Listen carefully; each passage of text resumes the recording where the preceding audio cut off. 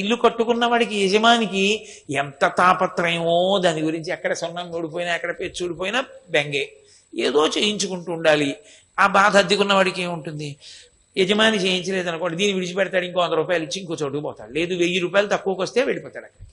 Hi, ఇది అద్దె కొంప, ఇందులో కొన్నాళ్ళు ఉండి వెళ్ళిపోతాం, ఇందులో ఏం మనం శాశ్వతంగా ఉండిపోం అన్నారనుకోండి, ఇది వెళ్ళిపోతున్నా భ్రాంతి ఉండదు, ఇది వెళ్ళిపోతున్నా బాధ ఉండదు. మరి నేను, ఆయన మార్గం చెప్పారు లోకానికి. నేనన్న మాట ఎక్కడి నుంచి పుడుతోందో అక్కడికి వెనక్కి వెళ్ళమన్నారు ఆయన. నేను ముందుకొస్తుంది, నేను తన్నుకొస్తుంది, మన ప్రయత్నం అక్కర్లేదు. అక్కర్లేకుండానే అది ఎప్పుడు తన్ని పైకి వస్తుంది. మీరు చూడండి, దాని ప్రయత్నం అక్కర్లేదు. నేను అంటాను, నేను వచ్చేస్తుంది. కానీ నేను ఎక్కడ పుడుతోంది అసలు? అక్కడికి వెళ్ళమన్నారు, విచారణ అంటారు. ప్రశాంతంగా కూర్చుని ఆ వెనక్కి వెళ్ళు, వెనక్కి వెళ్ళి అది ఎక్కడ పుడుతోందో అక్కడికి వెళ్ళు. అక్కడికి వెళ్ళినప్పుడు ఒక గమ్మత్తు జరుగుతుంది. వెనక్కి వెళ్ళడానికి నువ్వు ఏ సాధనాన్ని పట్టుకుని వెళ్ళావో ఆ సాధనం అక్కడికి వెళ్ళిన తరువాత దానిలో కరిగిపోతుంది. కరిగిపోగానే అసలు నేను నువ్వుగా నిలబడిపోయినప్పుడు ఆనందం ఒక్కటే ఉంటుంది, ఇంకేం ఉండదు అక్కడ. అందుకే తరచు వేదాంతంలో వాడే ఉపమానం, సముద్రపు లోతు కనుగొనాలని ప్రయాణం చేసినటువంటి ఉప్పు బొమ్మ సముద్రపు లోతు కనుక్కోవడానికి ప్రయాణం చేయడంలో కరిగిపోయి సముద్రంలోకి వెళ్ళిపోయింది. మొదట నేనెక్కడ పుడుతోందో కనుక్కోవడానికి సాధనంగా దీన్ని తీసుకుంటాడు మనసుని. నిజానికి ఆ మనసు సంకల్ప వికల్ప సంఘాతం. సంకల్ప వికల్ప సంఘాతమైన మనస్సుకి ఆధారమేది? ఊపిరి. ఆ ఊపిరి నియంత్రింపబడుతుంది. అందుకే ప్రాణాయామం చేస్తారు పూజ చేసేటప్పుడు. నియంత్రింపబడి యోగంలో మీరు ఎంత తపశ్శక్తిలోకి వెడుతుంటే ఊపిరి అంత మందగించిపోతుంది. మందగించిపోయి లోపలికి వెళ్ళిపోయినప్పుడు ఆ నేను పుట్టేటటువంటి స్థానం దగ్గరికి వెళ్ళగానే ఆ మనసు అందులో లయం అయిపోతుంది. లయం అయిపోయినప్పుడు ఒక్క ఆత్మయే మిగులుతుంది. ఆ ఆత్మగా తానుంటాడు. ఆత్మగా తానున్నప్పుడు ఆనందం ఒక్కటే ఉంటుంది. దుఃఖమంతా ఎప్పుడు పుడుతుందంటే మనసు లేస్తే. మీరు ఈ మాట ఎంత పాటి పట్టుకున్నారో నాకు తెలియదు. మరి సుఖము దుఃఖము ఈ రెండు భావనలు ఎప్పుడు ఉంటాయంటే మనస్సు నిద్ర లేచి ఉంటే. మనసు నిద్ర లేచి లేదనుకోండి, అది ఆత్మలో కరిగిపోయి ఉందనుకోండి, ఆత్మలోకి వెళ్ళిపోయింది, వెళ్ళిపోయి ఆత్మలో లయమై ఉందనుకోండి, అది పైకి రాకపోతే ఇక ఆనందం అన్నది తప్ప ఇంకొకటి లేనే లేదు. ఇది ప్రతి వాళ్ళకి అనుభవంలో ఉంటుంది. అందుకే అజ్ఞానము చేత ఆనందావస్థ సుషుప్తి, నిద్ర లేపవద్దు అని చెప్తారు. భగవత్ సంబంధం చెప్పకుండా నిద్ర లేపవద్దు అంటారు. అందుకే సుప్రభాతం పాడతారు. లేవమని అర్థం. ఎందుకు లేవద్దంటారు?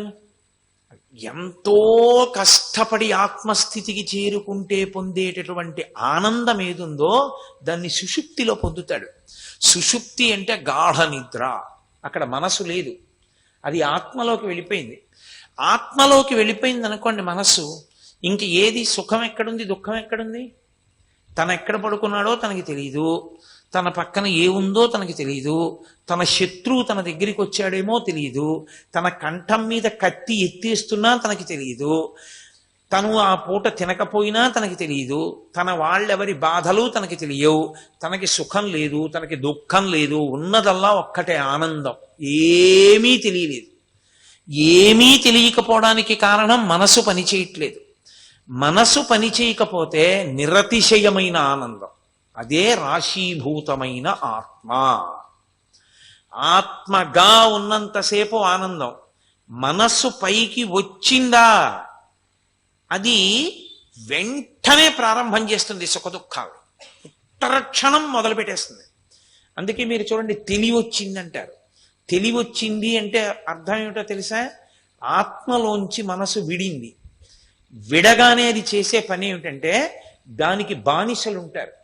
అది కొన్ని కోట్ల జన్మల నుంచి వశవర్తుల్ని చేసుకుంది, బానిసల్ని చేసుకుంది. దాని ఆదేశం బట్టి లేచి అనుసరించాలి. ముందు 5 జ్ఞానేంద్రియాలని పిలుస్తుంది: కన్ను, చెవి, ముక్కు, నాలుక, స్పర్శేంద్రియం. మనసు లేచిందంటే ఇంకా పడుకోకూడదు. చూడండి, ధూర్తుడైన యజమాని ఉంటాడు, ఆయనకి రాత్రి 2ంటికి తెలివచ్చింది అనుకోండి, ఆయన పోన్లే పాపం అందరూ పడుకున్నారు, మనం లేచామని వాళ్ళందరినీ లేపడం ఏమిటి అనుకోడు. ఆయన అందరినీ లేపేస్తాడు. లే నాకు నిద్ర పట్టట్లేదు. అలా మనసు లేచిందనుకోండి, ఇక ఇంద్రియములను పడుకోనివ్వదు. ఇంద్రియములు లేచిపోవాలి. లేచిపోగానే ఏమవుతుందంటే అది ద్వంద్వములలోకి వెళ్ళిపోతుంది. సుఖం దుఃఖం సుఖం దుఃఖం సుఖం దుఃఖం ఆలోచన మొదలెట్టేస్తుంది. ఇవాళ ఫలానా చోటుకి వెళ్ళాలి, ఫలానా పని చెయ్యాలి, అది చేద్దాం అనుకున్నాను, అది చేయకపోతే ఏమవుతుంది? వాడెవరికో జ్వరం వచ్చింది, వాడి దగ్గరికి వెళ్ళాలనుకున్నాను, వెళ్ళలేదు, నాకు తెలియదు ఆ విషయం అంటే ఏమవుతుంది? తప్పు కదా. ఎంత అన్యాయం! ఎందుకు అబద్ధాలు? ఇంత బతికి అంత అబద్ధమా? వెడితే ఏమవుతుంది? వెడితే ఇన్నింటిని ఎలా చక్కబెట్టుకోవాలి? ఇన్ని ఆలోచనలు వచ్చేస్తాయో. ఇవన్నీ వచ్చేటప్పటికి సుఖం దుఃఖం సుఖం దుఃఖం సుఖం దుఃఖం వచ్చేస్తాయి. అదే ఆ మనస్సు గమ్మత్తు ఏమిటో తెలుసా? ఒక్కొక్కసారి అది బడలిపోయి ఉంటే ఇంద్రియాలను ఒక్కటిని వదిలేస్తుంది. అంటే కంటిని, చెవిని, ముక్కుని, నాలుకని, కర్మేంద్రియాలని వదిలిపెట్టేస్తుంది. వదిలిపెట్టేస్తే ఇవి పడుకుంటాయి. మనస్సు తెగిపోయింది అనుకోండి, కవాటం, ఇక వీటికి ఏమైనా బాధ ఉన్నా అవి తెలుసుకునే లక్షణం ఉండదు. ఇక సుఖ దుఃఖాలు ఉండవు. మనసే మధ్యలో కవాటం కింద ఉంటుంది. అది యథార్థంగా చెప్పాలి అంటే మీకు అది మోటార్ లాంటిది. చూడండి, కింద విద్యుత్ ఉంటుంది, మోటార్ ఉంటుంది, పైన గ్రైండర్ ఉంటుంది. ఈ మోటార్ తిరిగితేనే గ్రైండ్ చేస్తుంది పైన ఉన్నది. ఇంద్రియములు గ్రైండర్ లాంటివి. మోటార్ లాంటిది మనస్సు, విద్యుత్తు లాంటిది ఆత్మ. విద్యుత్తు కనపడదు, కానీ దాన్ని ఆధారం చేసుకునే మోటార్ తిరుగుతుంది. మోటార్ తిరిగాక ఇంకా గ్రైండర్ తిరగకుండా ఉండదు, బ్లేడ్లు తిరగకుండా ఉండవు. అవి తిరగడం మొదలెట్టాయంటే వేళ్ళు కానీ, పప్పు కానీ, ముక్కలు కానీ ఏం పోసినా ముక్కలు అయిపోతాయి. ఆ విద్యుత్ ఉంది, పైన బ్లేడ్లు ఉన్నాయి, మోటార్ పనిచేయట్లేదు, తిరుగుతాయా? తిరగవు. మనస్సు ఊరుకుందో, మనసు నిద్రాణం అయిపోయిందో అంతే, సుఖస్వరూపం, ఏ కదలిక ఉండదు. అందుకే అసలు సమస్త శాస్త్రముల ప్రయోజనం ఏమిటంటే ఆ మనస్సుకి సత్వగుణాన్ని ఇవ్వడం. అసలు ముందది లొంగాలి. అది ఎందుకు లొంగదీయడం ప్రారంభం చెయ్యాలంటే, గుర్రం ఉంటుంది, గుర్రం అంత గబుక్కుని రౌతుని ఎక్కించుకోదు. ఒకవేళ రౌతుని ఎక్కించుకున్న గుర్రం యొక్క మొదటి లక్షణం ఏమిటంటే వాడిని పడగొట్టడం, వాడిని కింద పారేయడానికి చూస్తుంది. అందుకే రౌతు కొద్దీ గుర్రం అంటారు. ఎంత గొప్ప గుర్రాన్ని కూడా తన ఆజ్ఞను అనుసరించి పరిగెత్తేలా చేస్తాడు. లేకపోతే అదేం చేస్తుందంటే తన మీద కూర్చోలేక పడిపోయేటట్టు చేస్తుంది. కోట్ల జన్మలుగా మనం ఎంత స్వేచ్ఛ మనసుకి ఇచ్చామంటే, మనసు చెప్పింది మనం చేయడమే కానీ బుద్ధి మనసుని ప్రశ్న వేయదు. ఎందుకు అలా చెప్తావు అస్తమానం అని అడగదు. భగవాన్ బోధ అంతా ఇదే. ఆయన దగ్గరికి వచ్చిన వాళ్ళతో ఆయన ఎప్పుడూ ఇదే మాట్లాడుతుండేవారు. ముందు చిత్తము యొక్క శుద్ధి కొరకు ప్రయత్నం చెయ్యండి. మనసుని లొంగదీసుకునేటటువంటి ప్రయత్నం చెయ్యడానికి రెండు ఉండాలి. ఒకటి మితాహారము, రెండు మితమైనటువంటి విహారము. ఈ రెండు ఉంటే మనసు లొంగుతుంది. ఆహారములో 6వ వంతు మనసు అవుతుంది. మనసు ఏర్పడడానికి కొత్తగా ఏముండదు. మనం ఏ ఆహారం తీసుకున్నామో అందులో 6వ వంతే మనసు అవుతుంది. అందుకే ఆహారం తీసుకునేటప్పుడు మీరు ఏ భావనతో ఉన్నారో మనసు అలా ఏర్పడుతుంది. అందుకే మీరు చూడండి, 5వ నెల దాటిపోయిన తర్వాత గర్భిణీ స్త్రీ, ఆమె కడుపులో ఉన్న పిల్లలు తరచుగా ఎవరి మాటలు వింటూ ఉంటారో వాళ్ళని తొందరగా గుర్తుపడతారు వాళ్ళు బయటకు వచ్చి. అమ్మమ్మ, తాత, మేనమామ పిల్లలకి బాగా తెలియడానికి కారణం ఏమిటో తెలుసా? పుట్టింటికి వస్తుంది. అస్తమానం తాతగారి మాట వినపడుతుంది, అస్తమానం అమ్మమ్మ మాట వినపడుతుంది, మామ మాట వినపడుతుంది. అందుకే వాళ్ళు తొందరగా ముందు అమ్మమ్మని, తాతని, మామని గుర్తుపట్టేస్తారు. లోపల ఉండి వింటూ ఉంటారు, వాళ్ళకి వినపడుతూ ఉంటాయి ఆ మాటలు. అలా మనస్సుని లొంగ తీసుకోవాలంటే మితమైనటువంటి ఆహారము, సాత్వికమైన ఆహారము, దైవర్పితాహారము, ప్రసాదమై సాత్వికమైనటువంటి ఆహారము శరీరానికి ఇచ్చి అది లోపలికి తీసుకునేటప్పుడు భగవద్గుణ సహితమై ఇచ్చారనుకోండి. అంటే ఏదో గోవింద నామం చెప్పుకుంటూనో, భాగవతంలో ఒక ఘట్టాన్ని స్మరిస్తూనో, ఏ వెంకటాచల క్షేత్రాన్నో అరుణాచల క్షేత్రాన్నో ఆలోచన చేస్తూనో మీరు తింటున్నారనుకోండి, మనసు ఏమవుతుందో తెలుసా? అది 6వ వంతు ఈ ఈ క్షేత్రంగా మారిపోతుంది. దానికి ఉండే లక్షణం, నేను చెప్పింది అబద్ధమేమో మీరు గమనించండి. మీరు అలా ప్రయత్నం చేయండి. మీరు నిద్రపోతున్నప్పుడు స్వప్నావస్థ అని ఒకటి ఉంటుంది.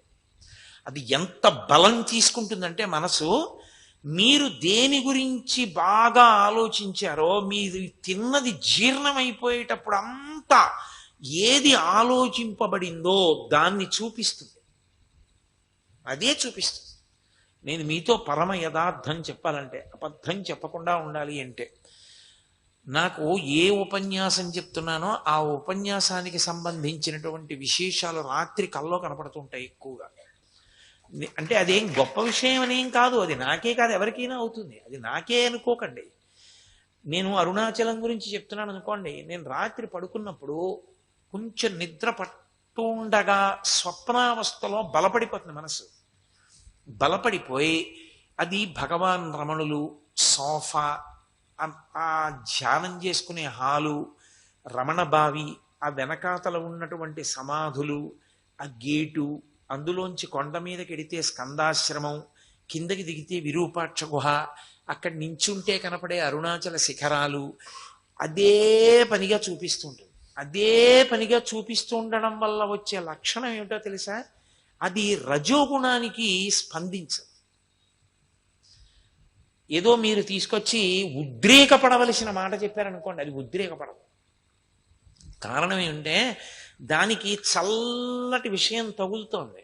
అది ఉద్రేకపడకపోగా అంటుంది, అబ్బా పోనిద్దు, అలాగే ఉంటుంది లోకం, దాని గురించి పెద్ద పట్టించుకోకు, వదిలిపెట్టేసి అంటే. ఎందుకో తెలుసా? అది చాలా మెత్తగా ఉంది, మెత్తగా ఉండి మెత్తగా పట్టుకుంటుంది. మీకు నేను ఒక ఉదాహరణ చెప్తాను, మీకు తేలిగ్గా పట్టుకోవచ్చు మీ మనసు యొక్క లక్షణాన్ని. మీరు దీపం వెలిగించి దీపం వంక అదే పనిగా దీప శిఖ వంక చూసి, సూర్యుడి వంక చూడలేరు కానీ దీపం వంక చూడగలరు. దీపం వంక చూసి వెలుగుతున్న జ్యోతి వంక మీరు కళ్ళిలా ముయ్యండి, రెపరెపరెపరెపలాడుతుంది, కళ్ళల్లో కనపడుతుంది దీపం. తేలిగ్గా నయనము నాయక దీపాన్ని వెలుతురు పట్టుకుంటుంది కన్ను. మీరు అందుకే దీపం వెలిగించి కళ్ళు మూశారనుకోండి, కళ్ళల్లో కదులుతున్న దీపం కనపడుతుంది. అది దేని మీద మీరు దృష్టి పెట్టి చూశారో అదిగా మారుతుంది. దానికి ఆ లక్షణం ఉంటుంది. వృత్తి అంటారు. నేను ఒక కుండ గురించి ఆలోచిస్తున్నాను అనుకోండి, ఘటాకార వృత్తి అంటారు. నా మనసు కుండగా మారుతుంది. మారి కుండ ఇలా ఉంటుంది, నల్లగా ఉంటుంది, అంచు ఉంటుంది, పైన ఏదో బొడిపిలిగా ఉంటుంది, నీళ్లు పోస్తే చల్లగా ఉంటాయి. అందులో మనం కుండని బింది పట్టుకున్నట్టుగా ఏదో ఒక చేత్తో ఇలా ఎత్తితే పడుక్కుని విరిగిపోతుంది, కింద చెయ్యి పెట్టి కుండని పైకెత్తాలి అంటే కుండగా మారుతుంది. ఘటాకార వృత్తి అంటారు. వృత్తి అలా మారుతుంది. మారి తత్సంబంధమైన విషయాన్ని ప్రతిపాదన చేస్తుంది. అందుకే మీరు ఏ వస్తువుతో సంగం ఎక్కువ పెట్టుకుంటున్నారో ఆ వస్తువుగా మారుతూ ఉంటుంది. దానికి ఉన్న లక్షణం అది. ఒక ఉదాహరణ చెప్పాలి అంటే, నేను ఎప్పుడూ ఏదో ఓ వార్తాపత్రిక పట్టుకుని పైనుంచి కింద వరకు నేరాలు, దోపిడీలు, దొంగతనాలు, అదేంటి హత్యలు, అక్కర్లేనటువంటి మోసాలు, ఎవడెంత సంపాదించాడు, ఎవడ కారాగారంలో కూర్చున్నాడు, ఎవడి మీద ఎన్ని కేసులు ఎట్టారు, ఇవి ఒక్కటే నా బుర్ర నిండా పెట్టుకుంటున్నాను అనుకోండి. గంటకి న్యూస్ బులెటిన్ అదే పనిగా చూస్తూ ఉండడం, అదే మాట్లాడుతూ ఉండడం చేశాను అనుకోండి. మీరు గమనించండి, రాత్రి పడుకున్నప్పుడు భయమైనటువంటి విషయాలతో కూడుకున్న వాటిని ప్రతిపాదన చేస్తుంది. మనసుకున్న లక్షణం ఏమిటంటే ఆహార విహారముల చేత సంస్కరింపబడుతూ ఉంటుంది. అందుకే మీరు ఏం తింటున్నారు, ఎలా తింటున్నారు, మీరు ఎక్కడ తిరుగుతూ ఉంటారు, ఎలా తిరుగుతూ ఉంటారు, ఈ రెండే ప్రధానం. దానికి ఈ రెండిటి చేతనే ప్రభావితం అవుతుంది. మీకు నేను ఒక పచ్చి యథార్థం చెప్పాలంటే, ఇదే పునర్జన్మలకి కారణం అవుతుంది. పునర్జన్మలు పోయి మోక్షానికి వెళ్ళిపోవాలన్నా, మళ్ళీ పునర్జన్మలో పరమ భగవద్భక్తుడిగా పుట్టగలగాలన్నా, వచ్చే జన్మలో అతి హీనమైనటువంటి జీవితంలోకి వెళ్ళిపోవాలన్నా, మీరు ఇప్పుడు మనస్సుకి ఏం పెట్టి తయారు చేస్తున్నారన్నదే ప్రధానం. అందుకే భగవద్గీతలో కృష్ణ పరమాత్మ కుండ బద్దలగొట్టి చెప్పేశాడు. మన ఏవ మనుష్యాణం కారణం బంధమోక్షయో. బంధనమునకు కాని మోక్షమునకు కాని కారణము మనస్సు ఒక్కటే.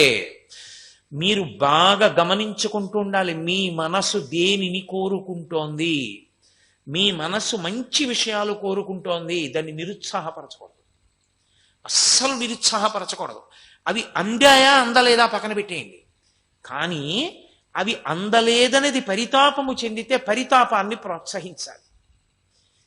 నేను మీకు ఒక ఉదాహరణ చెప్పాలంటే, నాకు మానస సరోవరం వెళ్ళాలని కోరిక, నేను వెళ్ళలేకపోతున్నాను అనుకోండి.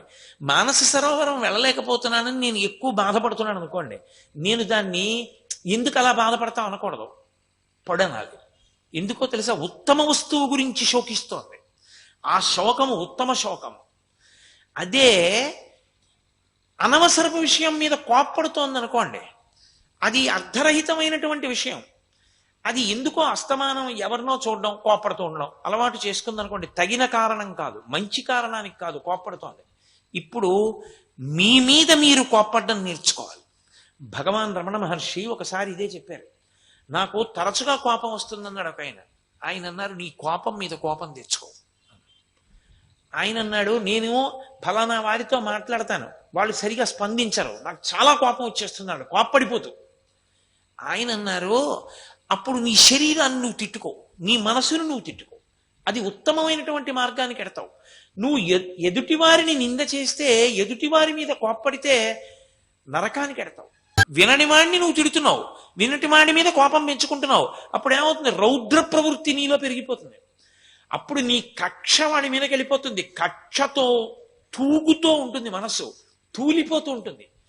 అందుకే చూడండి, భగవద్భక్తిలో ఉందనుకోండి వెనక్కి వెళ్ళిపోతుంది, సాత్వికంలోకి వెళ్ళిపోతుంది. మీకు ఇది బాగా ఎక్కడ కనపడుతుందో తెలుసా, సనాతన ధర్మమునందుండేటటువంటి అద్భుతం అదే.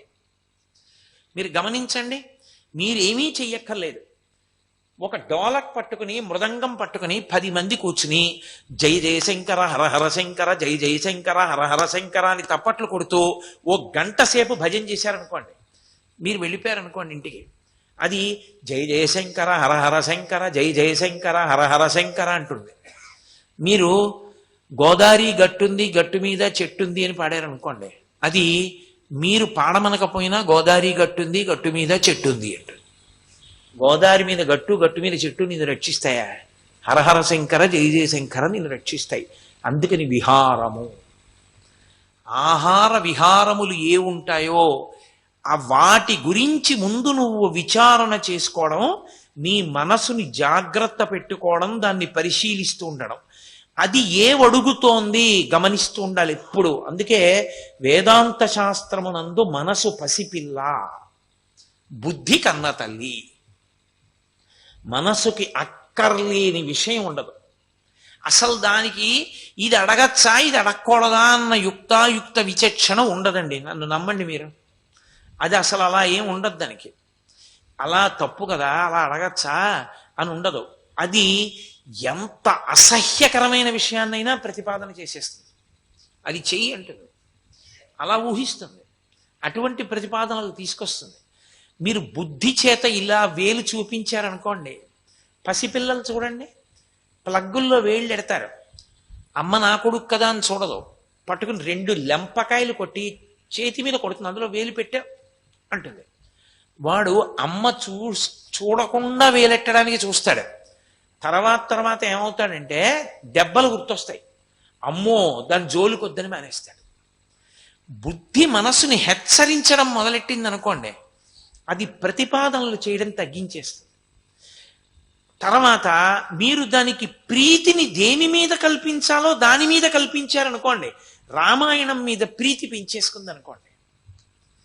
ఎక్కడో అక్కడ ప్రీతి ఉండాలండి, ఉండకుండా ఒక్కసారి ప్రీతికి అప్రీతికి అతీతంగా రమణ మహర్షిలా అయిపోవడం అందరికీ ఏకకాలమునందు సాధ్యము కాదు.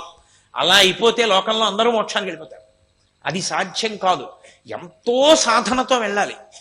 అందుకని మొదటి మెట్టులో పరిశీలన ఎక్కడ అంటే, ఏది అడుగుతోంది? రామాయణం చదువుకుందామని అడుగుతోందా? ప్రశాంతంగా కూర్చుందామని అడుగుతోందా? ఇంకా కాసేపు జపం చేసుకుందామని అడుగుతోందా? మంచి విషయం ఏమైనా చూద్దామని అడుగుతోందా?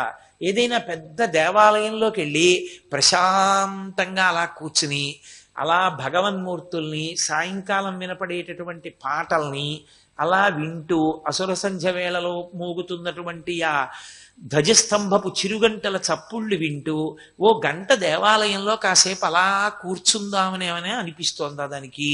అది అడిగింది అనుకోండి, మీరు దాన్ని ప్రోత్సహించాలి. పిల్లాడమ్మా అమ్మ నేను టీ కాచి అమ్మ ఒక్క గంట చదువుకుంటానమ్మా అంటే అమ్మ టీ కాచి ఇచ్చినట్టు, అమ్మ నాకు నిద్ర పట్టేస్తుంది కొంచెం లేపే, అమ్మ లేపిన తర్వాత నేను గబుక్కులు పడుకుండిపోతాను, దగ్గరుండి కొంచెం చన్నీళ్లతో మొహం కడిగించవా అని అడిగితే సంతోషించి కడిగించిన అమ్మలా, టీ పెట్టి ఇచ్చిన అమ్మలా, అది ఏ చిన్న మంచి విషయం అడిగినా మీరు వెరీ గుడ్ చెయ్యి అని వెనక దన్నుగా నిలబడితే అది దాని మీద ఊంచుకుంటుంది, మెల్లిగా ఊంచుకుని అందులో నిలబడుతుంది. నిలబడిందనుకోండి విహారమును అలవాటు చేసుకుంటుంది. అప్పుడు దానికి ఏమవుతుందంటే అది ఎప్పుడూ దాన్ని చూసి సంతోషపడడం అలవాటు చేసుకుంటుంది. దానికి రంజకత్వం అంటారు. రంజకత్వం అందులోంచి వస్తుంది. ఇప్పుడు అది ప్రమాదరహితమైనది. ఈ మనసే వెళ్ళిపోయేటప్పుడు కూడా ఏం చేస్తుందంటే శరీరంలోంచి ఉద్గమిస్తుంది, ప్రాణోత్క్రమణంలో బయటికి వెళ్ళిపోతూ పంచేంద్రియాలని కూడబెట్టేసుకుని బయటికి వెళ్ళిపోతుంది. వెళ్ళిపోయేటప్పుడు ఎప్పుడూ ఏదలవాటో దాన్నే స్మరిస్తూ వెళ్ళిపోతుంది. వెళ్ళిపోయినప్పుడు మంచిని ఆలోచిస్తూ భగవంతుడి గురించి, శ్రీరామాయణం గురించి, రమణ మహర్షి గురించి, అరుణాచలం గురించి ఆలోచిస్తూ వెళ్ళిపోయింది అనుకోండి, వెళ్ళిపోగానే ఉత్తర జన్మలలో భగవంతుడికి దగ్గరైపోవడానికి వీలైన జన్మలోకి వెడుతుంది. ఒక స్త్రీ వచ్చి అడిగింది ఒకప్పుడు, శాంతికి ఏం చెయ్యాలి అని అడిగింది. ఆయన మాటలు చాలా తమాషాగా ఉండేవి. ఎక్కువసేపు మాట్లాడరు, ఒక్క మాటే అంటారు. దానికి ప్రయత్నము లేదు అన్నారు. ఆవిడంది తెల్లబోయి, మరి ప్రయత్నం లేకుండా శాంతి ఎలా వస్తుంది అని అడిగింది. ప్రయత్నము చేత నువ్వు తెచ్చుకుంటున్నది అశాంతి, నువ్వు ఏమీ చేయకపోతే ఉన్నది శాంతి. నిజం చెప్పాలంటే ఆయన చెప్పిన ఆ 4 మాటల్ని స్వీకరించామనుకోండి జీవితంలో, చాలు, జన్మ కడతేరిపోతుంది. ఆంతరము చేత అన్నారు ఆయన. గృహస్థుకి బాహ్యమునందు ఎలా విడిచిపెడతాడు? భార్యని విడిచిపెట్టేస్తాడా, పిల్లల్ని విడిచిపెట్టేస్తాడా? అలా విడిచిపెట్టకూడదు, చాలా తప్పది. భార్యతో ఉండాలి, పిల్లలతో ఉండాలి, సంసారంలో ఉండాలి, కానీ ఆంతరమునందు విచారణ చేస్తూ ఉండాలి. బాగుందయా, ఈ అనుబంధములన్నీ ఉన్నాయి, ఎంతకాలం ఉంటాయి ఇవన్నీ? మా నాన్నగారు మా అందరి మీద, నా మీద, మా తమ్ముడి మీద, మా అక్క మీద, మా చెల్లెల మీద ఎంతో ప్రేమతో ఉండేవారు. మేము మా నాన్నగారి మీద ఎంతో ప్రేమతో ఉండేవాళ్ళం. ఒక రోజున మా నాన్నగారి శరీరములోంచి ప్రాణములు ఉద్గమించాయి, బయటికి వెళ్ళిపోయాయి. ఆ తర్వాత వెళ్ళి మేము నాన్నగారండి నాన్నగారండి నాన్నగారండి అని ఎంత పిలిచినా పలికిందా? ఇక పలకలేదు. ఒక్కసారి ఊపిరి బయటికి వెళ్ళేవరికే ఇవి. ఊపిరి వెళ్ళిపోయాక ఇక లేదు. ఊపిరి వెళ్ళిపోయాక కూడా అనుబంధం ఈశ్వరుడితోటి. కనుక దానికి ఎక్కువ విలువి, దీనికి విలువ తగ్గించుకుంటూ వెళ్ళు. సర్వం శ్రీ ఉమామహేశ్వర పరబ్రహ్మార్పణమస్తు. స్వస్తి.